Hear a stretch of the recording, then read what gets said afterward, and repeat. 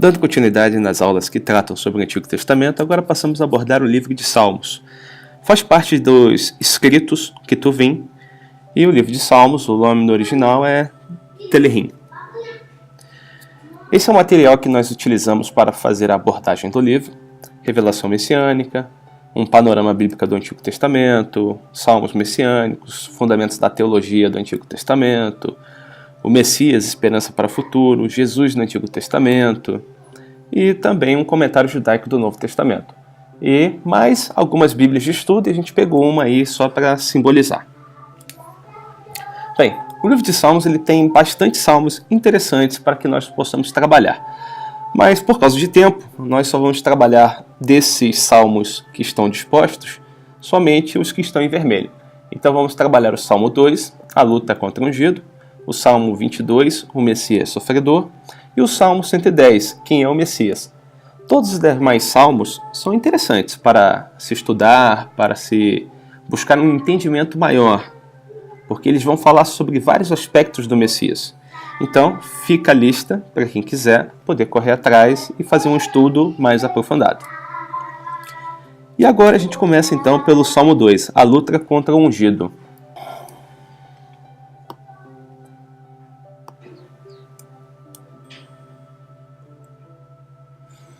Então esse salmo ele vai estar situado ali logo após 2 Samuel 7 ou então logo após 1 Crônicas 17, já que os dois vão estar tratando sobre o mesmo momento. É o momento que Davi está em oração. Davi acabou de receber a informação de que o reino dele terá continuidade por um sucessor. E que esse sucessor inicial vai ser Salomão e que logo depois a família dele nunca vai sair do trono. Então Davi, nesse momento, ele está orando a Deus, Deus responde para ele. Então a gente tem aí, nesse interim, o Salmo 2. E quem confirma a autoria do Salmo 2 é o próprio livro de Atos, quando nós lemos a passagem. Que disseste por intermédio do Espírito Santo, por boca de Davi, nosso pai e teu servo? Por que se enfureceram os gentios e os povos imaginaram coisas vãs? Então nós temos a confirmação da autoria de Davi no livro de Atos. Esse salmo ele é dividido em porções de 3 versículos. A cada 3 versículos nós temos um subtítulo. Então o primeiro subtítulo que nós temos é Rebelião Humana.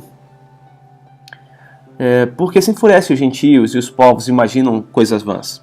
Os reis da terra se levantam e os príncipes conspiram contra o Senhor e contra o ungido, dizendo: rompamos os seus laços e sacudamos de nós as suas algemas.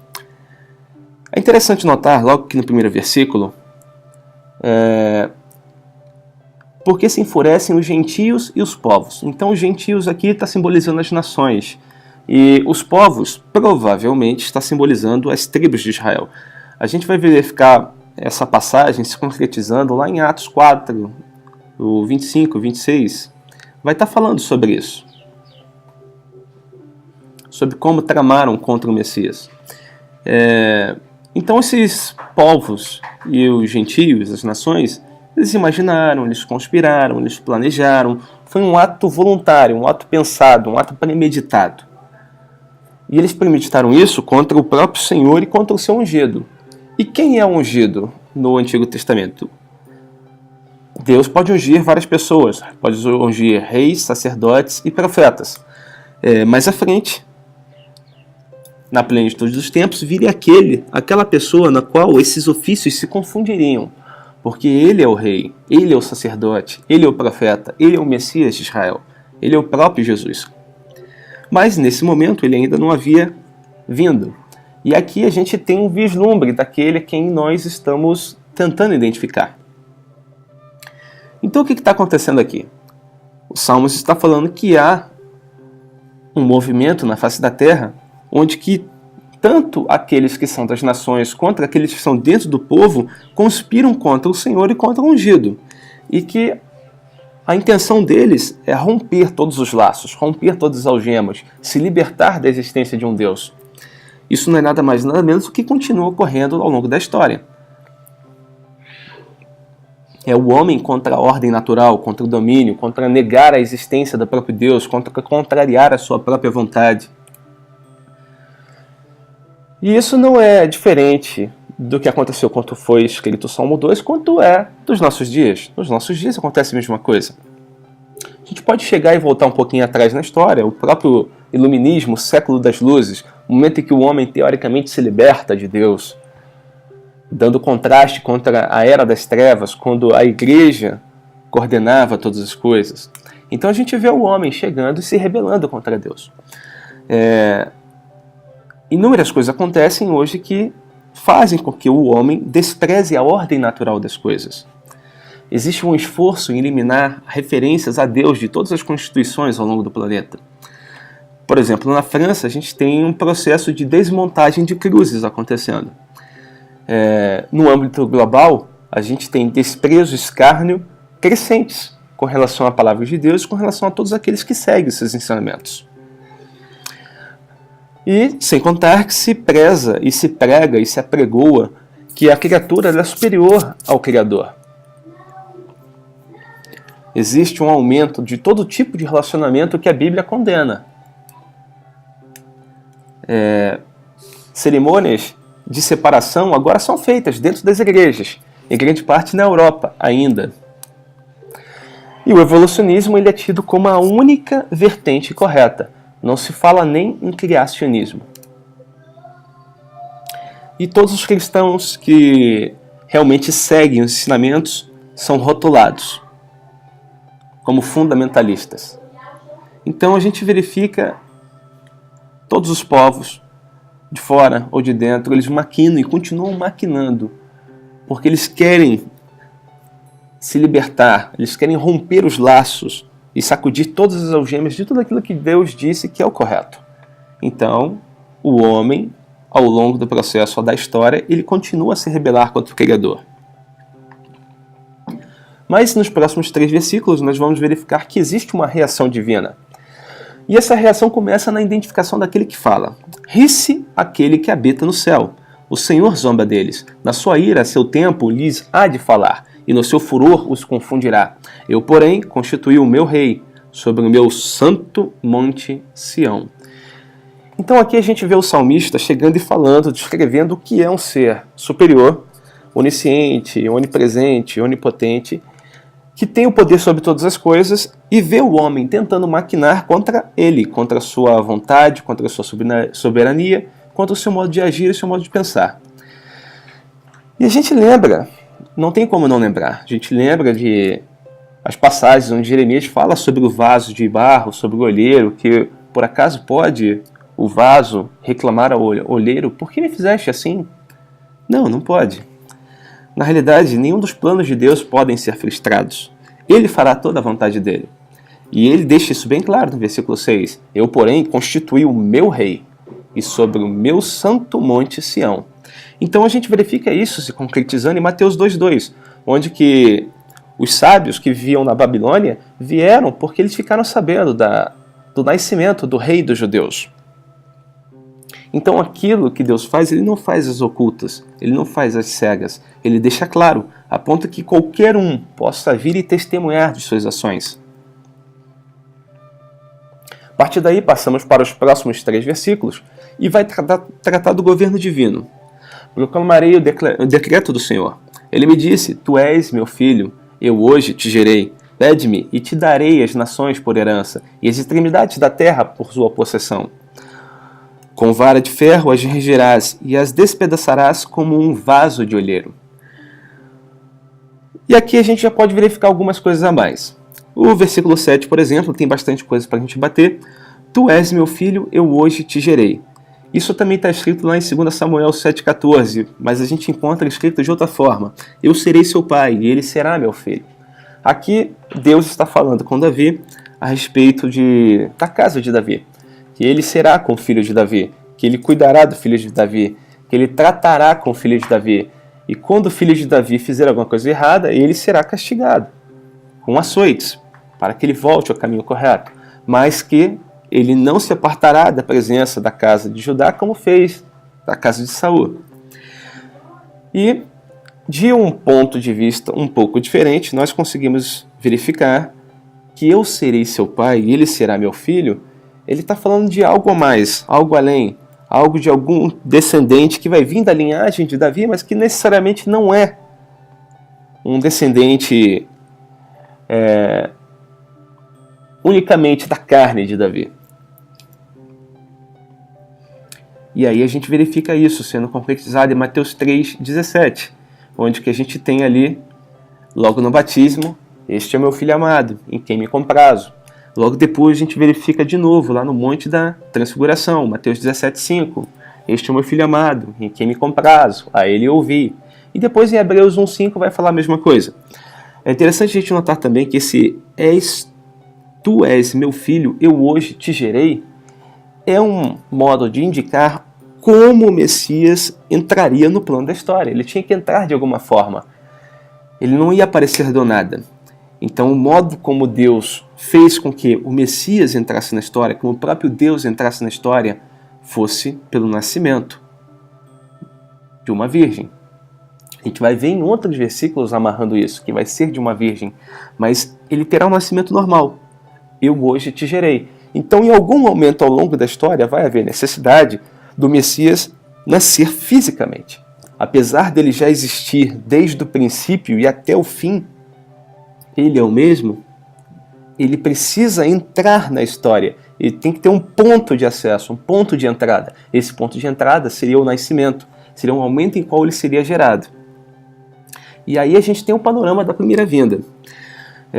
Atos 13:33 também vai falar da ressurreição e vai usar justamente esta porção: tu és meu filho, eu hoje te gerei, para chegar e dizer a respeito do novo nascimento, da ressurreição, daqueles que aceitarem Cristo. Aquilo que aconteceu com o filho vai acontecer com os demais. E aí a gente continua: pede-me e te darei as nações por herança e as extremidades da terra por tua possessão. A nenhum filho de Davi foi dado as nações por herança. Pode procurar todos eles, listagem um por um, você não vai encontrar nenhum deles recebendo as nações por herança. Logo, isso aqui está falando de um fato que ainda não aconteceu, e um fato que vai acontecer, e sobre alguém que vai vir realmente da casa de Davi, mas não necessariamente, unicamente do campo físico de Davi. Então a gente está falando do próprio Messias. Ele é da linhagem, mas ao mesmo tempo ele é Deus. E com a vara de cetro as regerás e as despedaçarás como um vaso de olheiro.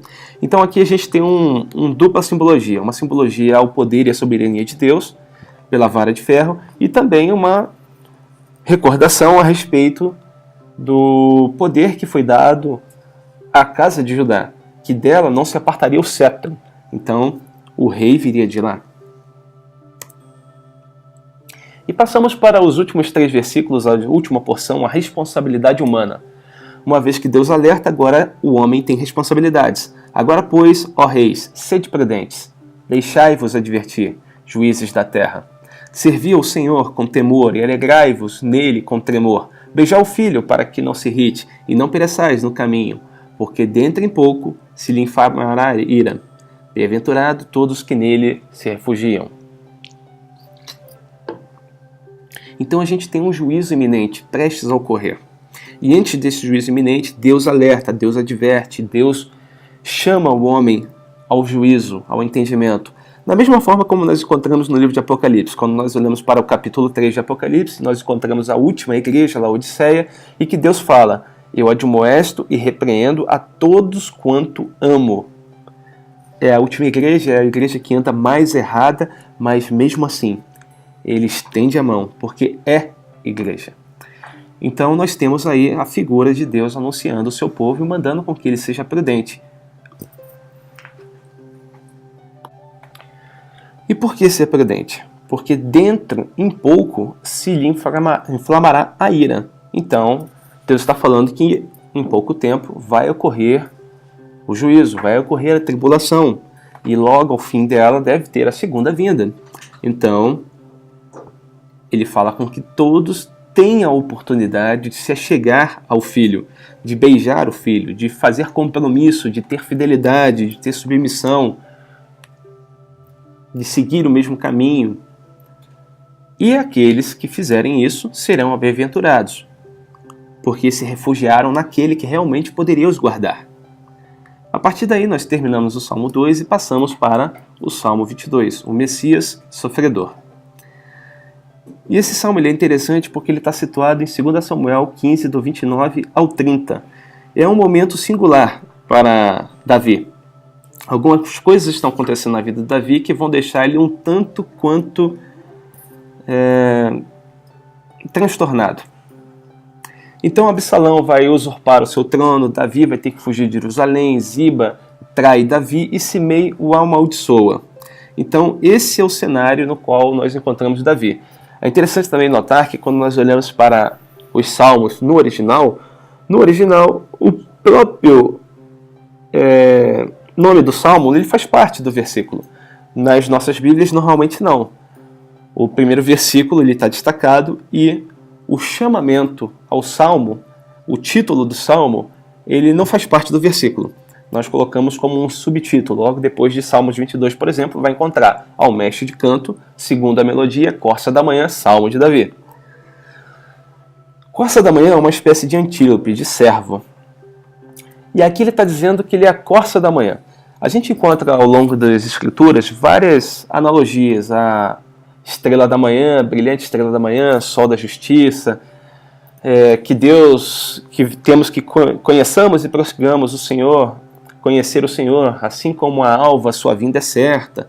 E isso tudo vai fazer uma indicação para a primeira vinda, vai fazer uma indicação para a segunda vinda. Então, normalmente, quando nós falamos de brilhante estrela da manhã, quando nós olhamos para o céu, a primeira coisa que nós verificamos é a brilhante estrela da manhã, é o que sai primeiro. O sol da justiça, quando ele está no seu apogeu, aí nós verificamos o sol da justiça, mas isso vai ocorrer num dia cheio, num dia pleno, ao sol ao meio-dia. Então, normalmente, quando a gente olha para a corça da manhã, a gente vai chegar e fazer uma analogia que esses fatos estão se cumprindo, pelo menos na sua maior parte, na primeira vinda.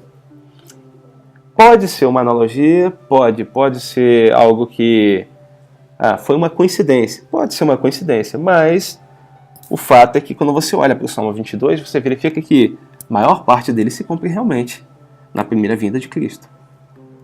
E, praticamente, um resquício, um vislumbre daquilo que vai ocorrer é citado. Outra coisa interessante que é importante mencionar em Salmos 22 é que Davi escreve com profundidade algo que ele nunca lhe aconteceu e como se já tivesse ocorrido. Por exemplo, nunca foi furado os pés e as mãos de Davi, da forma como ele indica que foi ao longo do Salmo.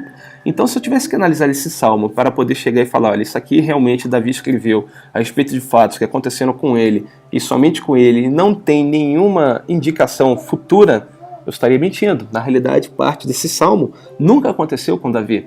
Então ele começa a mencionar coisas que nunca aconteceram na vida dele. Então isso indica que esse Salmo não se cumpre unicamente nos dias de Davi. Existem porções que vão se cumprir nos dias de Davi, mas existem porções que não se cumprem naqueles dias.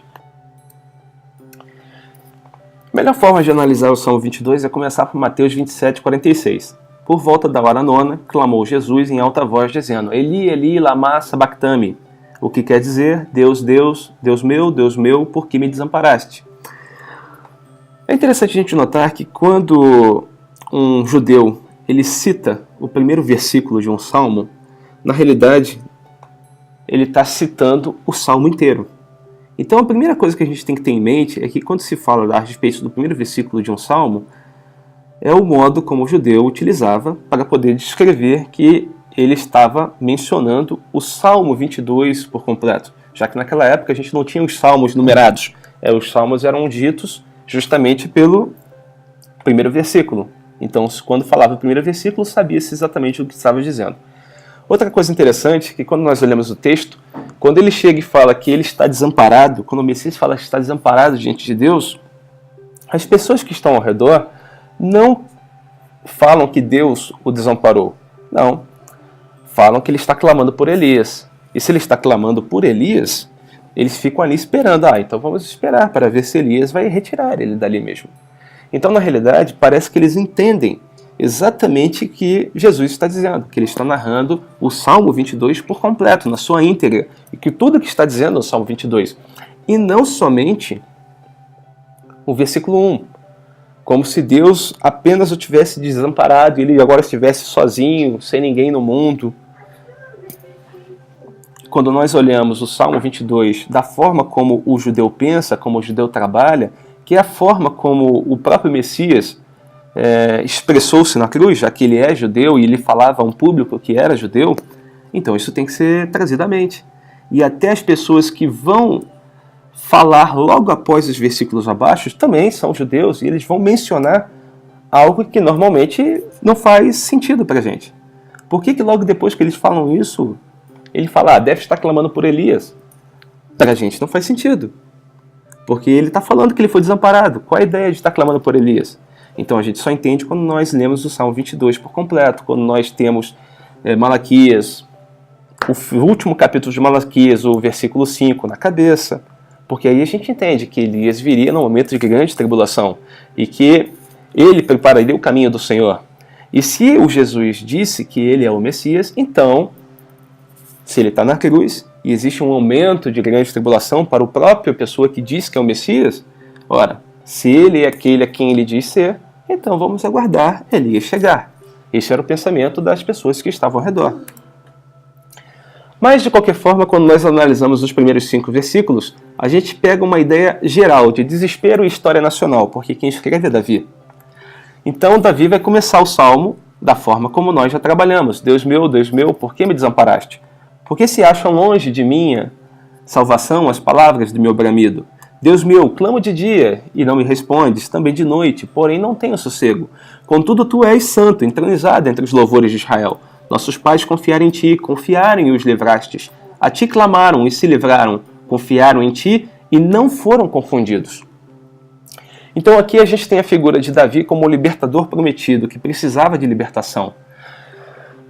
Mas a ideia geral que a gente tem nesses primeiros 5 versículos é que, embora não se veja a libertação, não se veja Deus agindo em prol, Deus não deixa de ser Deus.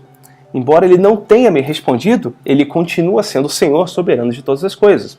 Então o versículo 1 ele vai se cumprir justamente em Mateus 27:46, que a gente já analisou no slide anterior.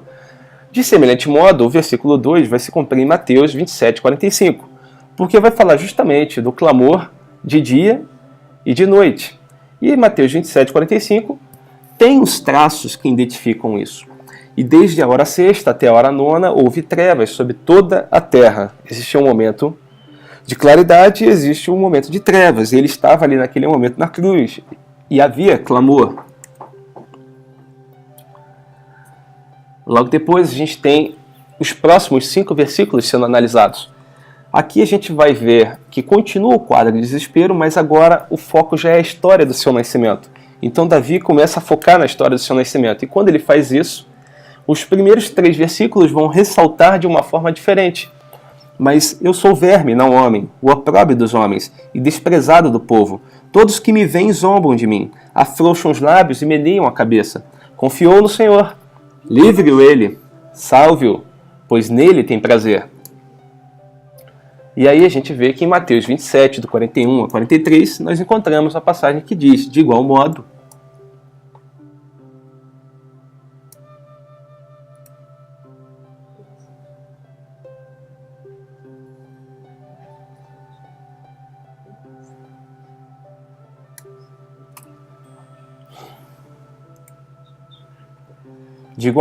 os príncipes, sacerdotes, com os escribas e anciãos, escarnecendo, diziam, salvou os outros, a si mesmo não pode salvar-se, é rei de Israel. Desça da cruz e creremos nele. Confiou em Deus, pois venha livrá-lo agora, se de fato lhe quer bem, porque disse, sou filho de Deus. Então a gente verifica isso nessa próxima passagem. E agora, nos próximos 4 versículos, a gente tem já um sentido mais concreto de nenhuma visão de socorro. Então não te distancies de mim, porque a tribulação está próxima e não há quem me acuda. Muitos touros me cercam, fortes touros de Bazã me rodeiam. Contra mim abrem a boca, como faz o leão que despedaça e ruge. Derramei-me como água, e todos os meus ossos se desconjuntaram. Meu coração fez-se como cera, derreteu-se dentro de mim.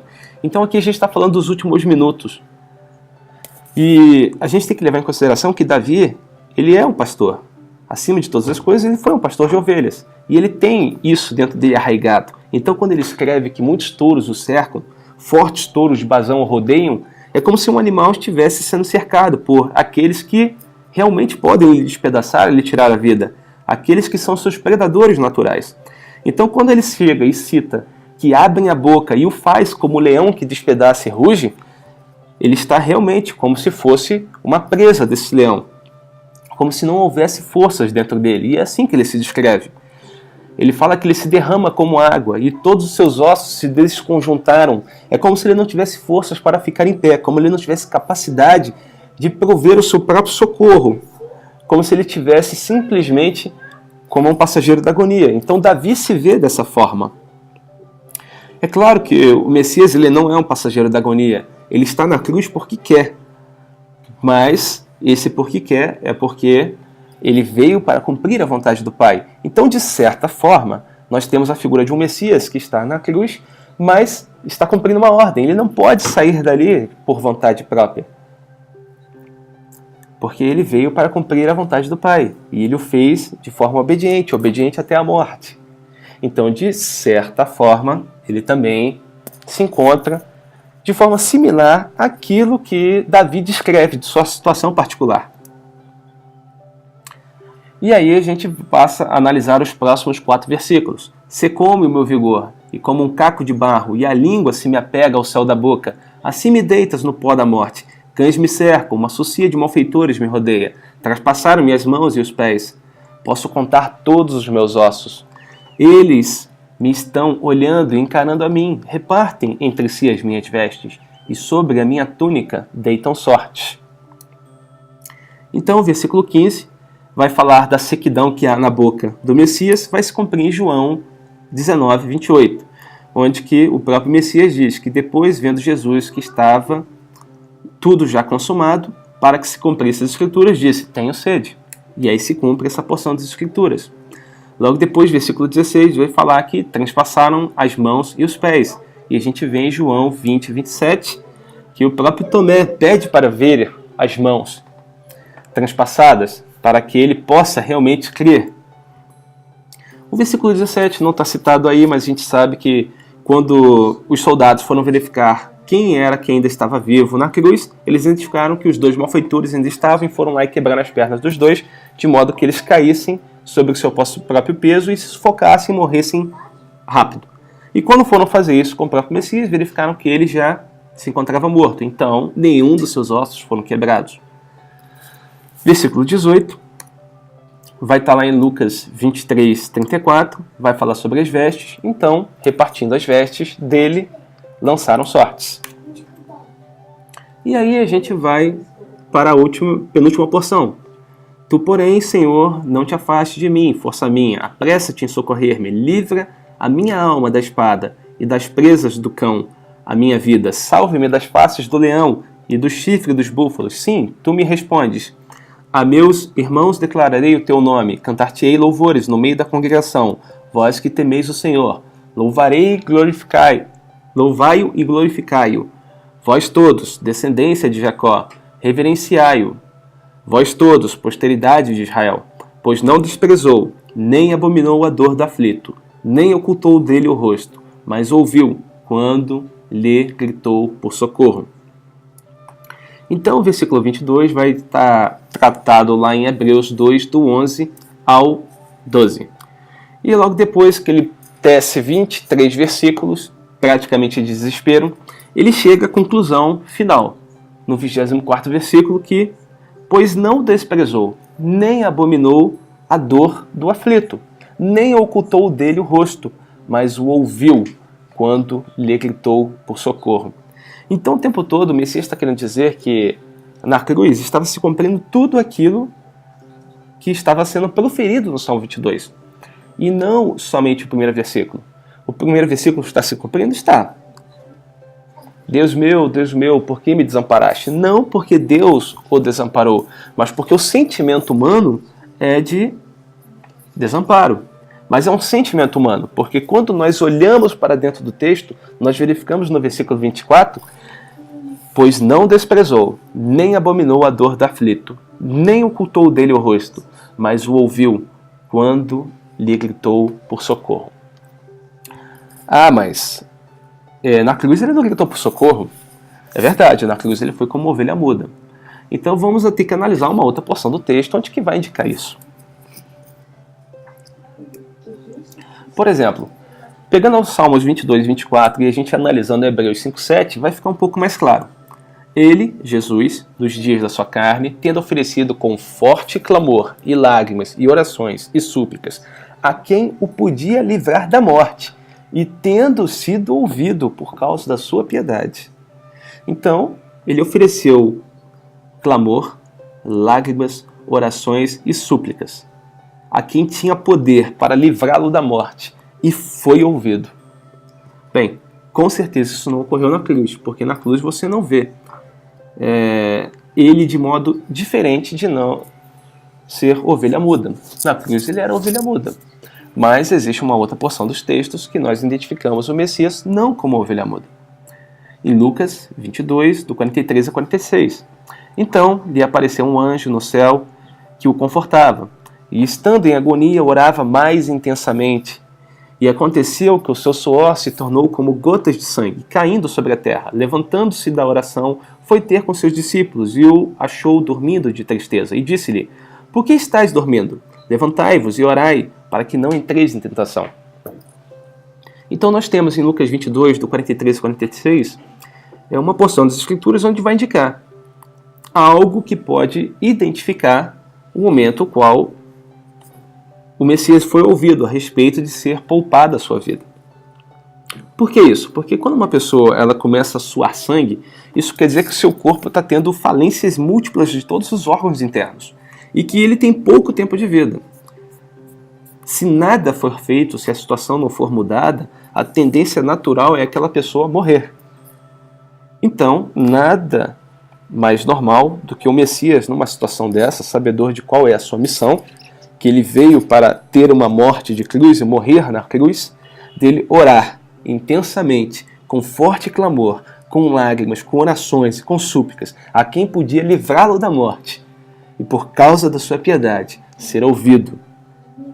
Sim, seria um motivo justificado, para que Deus não desprezasse e não abominasse a dor do aflito, e nem ocultasse dele o rosto, mas o ouvisse quando ele gritasse por socorro. Sim, de fato. E isso levaria o próprio Messias à cruz, porque esse foi o local para onde ele veio para morrer. Ele já sabia desde o início qual era a sua missão. Ele não foi surpreendido por ela.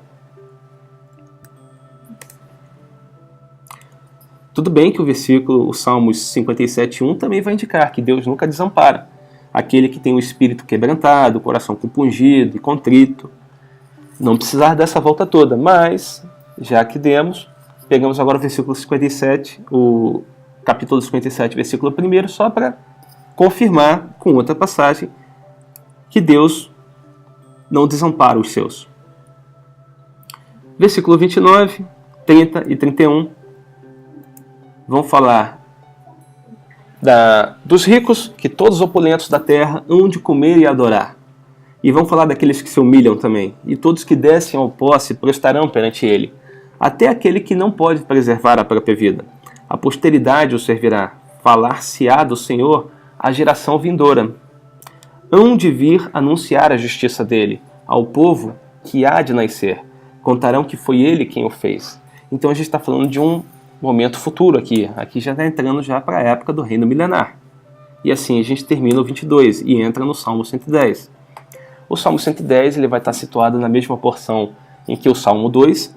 Então as mesmas características que citamos para o 2 vai valer para o Salmo 10.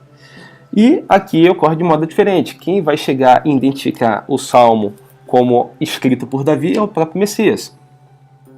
Quando ele chega e ele cita: reunidos os fariseus, interrogou-os Jesus: que pensais vós do Cristo? De quem é filho? Respondeu-lhes ele: de Davi. Replicou-lhe Jesus: como, pois, Davi, pelo Espírito, chama-lhe Senhor, dizendo: disse o Senhor ao meu Senhor: assenta-te à minha direita, até que eu ponha os teus inimigos debaixo dos teus pés. Se Davi, pois, lhe chama Senhor, como ele é filho? E ninguém lhe podia responder palavra, nem ousou alguém, a partir daquele dia, fazer-lhe perguntas. Então aqui a gente identifica Davi como o autor. De semelhante modo, os 3 primeiros versículos vão indicar que aquele que é rei. Então Davi, ele é um espectador, e ele fala que disse o Senhor ao meu Senhor. Existem 2 pessoas. Existe o Senhor e o Senhor de Davi. O Senhor de Davi senta à destra de Deus. E quem é Davi? Davi é o rei de Israel. E quem está acima de Davi? Somente o próprio Deus. E como é que existe um outro Senhor além do Senhor acima de Davi? Isso só pode existir se ele estiver falando de uma pessoa da Trindade. E é interessante notar que Deus dá soberania a esse que é dito como Senhor de Davi. Quem pode assentar-se à direita de Deus? Segundo as Escrituras, existem bem poucos que podem fazer isso. Isaías 14, do 13 ao 14, vai indicar. Tu dizias no teu coração, eu subirei ao céu, acima das estrelas de Deus, eu exaltarei o meu trono, e no monte da congregação me assentarei, nas extremidades do norte. Subirei acima das mais altas nuvens, e serei semelhante ao Altíssimo. Isso aqui é a figura de Satanás. Satanás tentou ser semelhante ao Altíssimo, colocar o trono dele ao lado do trono do Altíssimo. E sabemos o que aconteceu com ele. Então não basta ser um anjo, nenhum anjo poderia sentar ao lado. Então somente esse que poderia sentar ao lado seria a pessoa da divindade, seria o próprio Deus. Só há um que pode estar ali, aquele a quem foi prometido estar ali. Isaías 11, do 1 ao 5, vai indicar quem é que pode estar ali, assim como Apocalipse 11, versículo 5. Nasceu-lhe, pois, um filho varão, que há de reger todas as nações com cetro de ferro, e o seu filho foi arrebatado para Deus até ao seu trono, é o que está escrito. Bem, e isso vai ocorrer quando? Quando é que o Messias volta? Só quando os inimigos dos seus pés estiverem debaixo, até que se ponha os teus inimigos debaixo dos teus pés. E onde ele voltará? O Senhor enviará de Sião o cetro do seu poder, dizendo, domina entre os teus inimigos. Então ele vai voltar em Sião, ele vai reger o reino milenar, o milênio de Israel. Aquela é a posição onde ele está. E quem é o seu povo?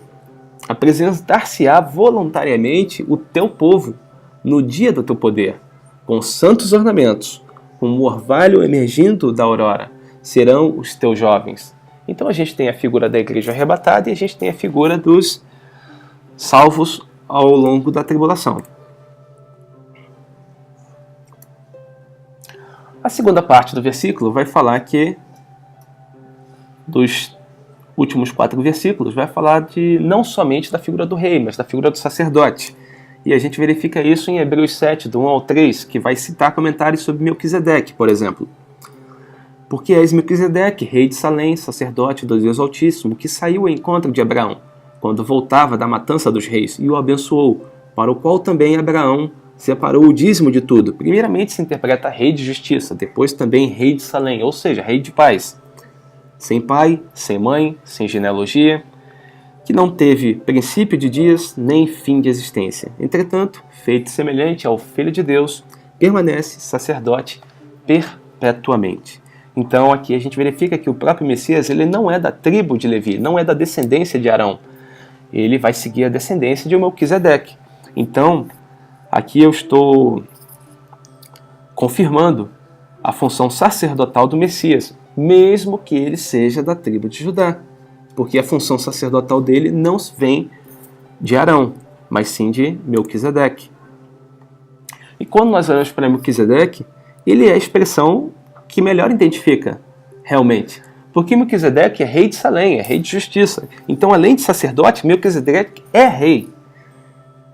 As figuras no Antigo Testamento que tentaram fazer as vezes de sacerdote sem a autorização de Deus, não tiveram êxito. A gente tem a figura de Saul, que tentou fazer as vezes do sacerdote oferecendo sacrifício, e foi condenado por causa disso. Uzias também foi tentar queimar incenso no lugar do sacerdote e ficou leproso também por causa disso. Então só há um que recebeu autorização para fazer as vezes de rei, sacerdote e, quiçá, profeta. E aí a gente tem, versículo 6, ele julga entre as nações, enche-as de cadáveres, esmagará a cabeça por toda a terra. É o prelúdio do reino milenar. É antes que se inicie o reino, essas coisas irão acontecer. E no versículo 7, de caminho, bebe na torrente e passa de cabeça erguida, indicando que a vitória do Messias é uma vitória plena.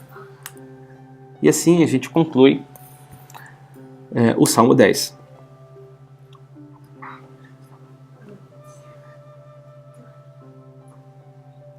Para a semana que vem, então a gente vai ter o livro de Jó, depois não teremos aula, vai ser uma aula centralizada no templo, e depois a gente vai trabalhar os livros de Provérbios e Eclesiastes.